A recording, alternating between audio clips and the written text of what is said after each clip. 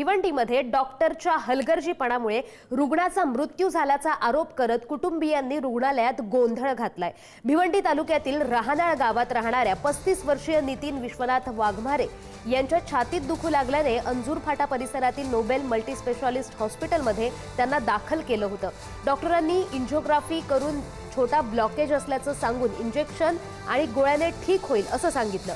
कुटुंबीय औषध आणण्यास गेले असता डॉक्टर देवयानी पाटील यांनी रुग्णाला इंजेक्शन दिलं।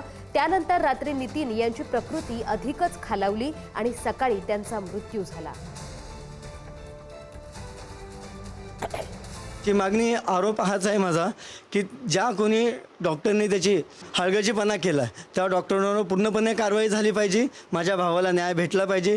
त्याची 4 वर्षाची मुलगी 2 महिन्याचा मुलगा आहे।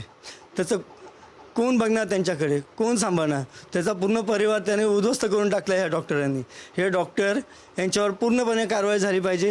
याने पूर्णपणे माझ्या भावाला मारून टाकलेला आहे। माझा हा पूर्णपणे त्यांच्यावर आरोप होते।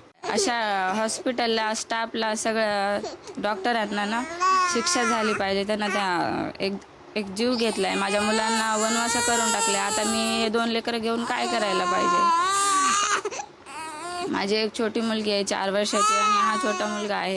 यांना पोरकं करून टाकलं ह्या हॉस्पिटलवाल्या लोकांनी सगळ्यांनी। डॉक्टर लोक आणि तिथला स्टाफ एकदम निष्काळजीपणाने त्यांची ट्रीटमेंट केल्यामुळे त्यांना मारूनच टाकलेलं आहे।